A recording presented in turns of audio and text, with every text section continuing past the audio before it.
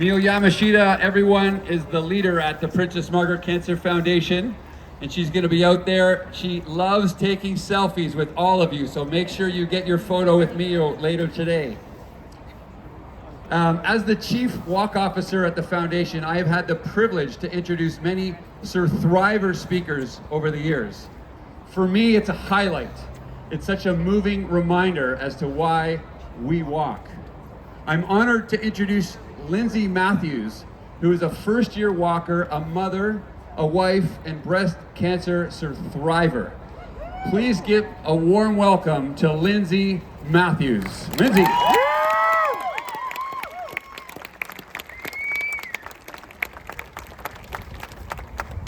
Oh, I'm just taking this all in. What a good looking crowd. Are you guys excited to be here?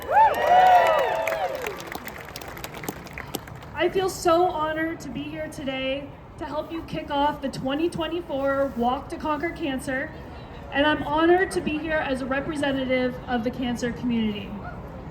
I was diagnosed with early stage breast cancer back in 2018, and then unfortunately 2 years ago, my disease returned and progressed to stage 4 metastatic breast cancer. Therefore, it's incurable, and I will be in treatment for the rest of my life. What can I say? I've always been a bit of an overachiever. Go for it.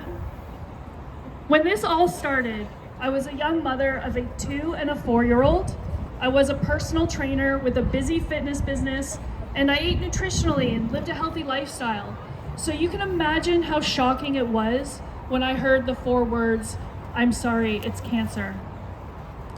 And then I honestly can't begin to tell you how devastating it is the day I got the unexpected phone call after a routine scan and heard evidence of metastatic disease. Those are 2 4-word statements that you never forget. The Walk2Conquer Cancer shares one vision, that we will conquer cancer in our lifetime. Yeah. And it's my hope that because of organizations like these, those 4 words don't have to be as scary or devastating. They'll just be 4 words. Now, on the day that I got the very exciting news that I would be able to be on this stage in front of all of you, I did what any professional would do.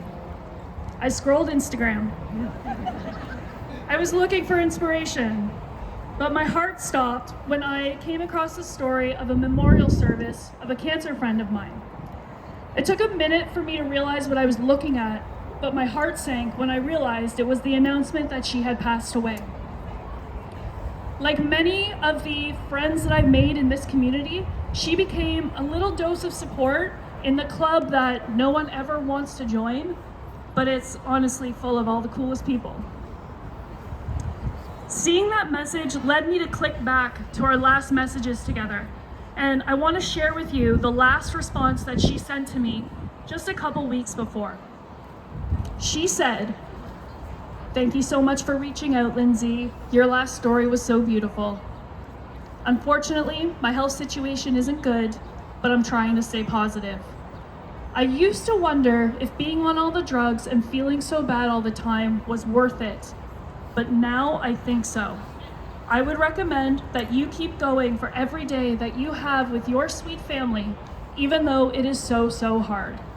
I hope my situation doesn't discourage you."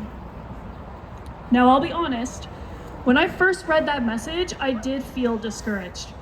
It's hard when people in your circle aren't doing well and you know they're at the end of their treatment options. It's hard not to see yourself in them or compare your own situation. But that day, through tears, I saw it completely differently. She was telling me that no matter what, the fight is clearly worth it, even when it gets hard. She was encouraging me to fight for every single day that I could get with my sweet family. And I do have a pretty sweet family, and I have really great friends, and many of them are here today walking with me for their friends and families, but the truth is I'm here because of all of them, and now I'm here because of all of you. I saved a screenshot of that image so that I could visit it when I need a little bit more perspective. Not fighting was never an option, But things like that make it a little easier on the hard days. And there always are hard days. But I am always going to fight. And you are all here making a huge difference in that fight. And we are all in this fight together. The research at the world-renowned Princess Margaret Cancer Center doesn't only benefit their own patients, but patients like me who get their primary care out of other cancer centers. This became very obvious to me when early on in my new stage 4 diagnosis, my own treatment didn't start until we had our second opinion at Princess Margaret. I feel so grateful that I had the opportunity to get the recommended treatment protocols from both oncology teams. That is what gave me hope for the future. And I can honestly tell you, early on in the stage 4-ness of it all, I wasn't feeling the hope.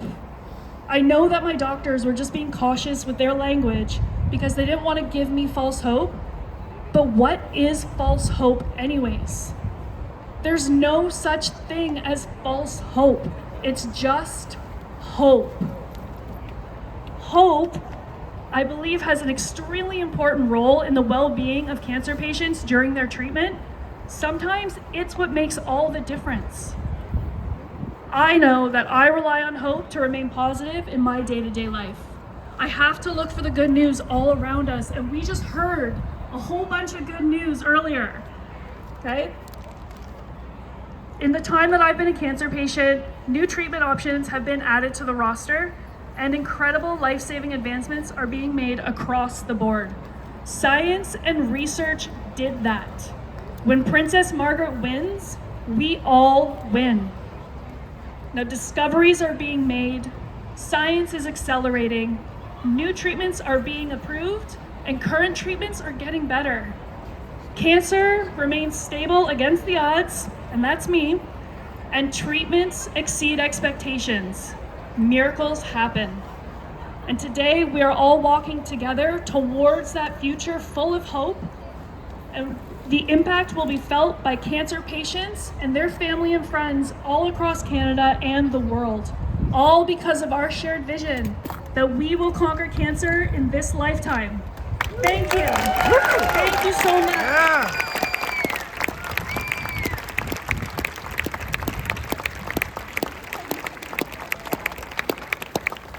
Lindsay Matthews, everyone. Let's give it up for Lindsay.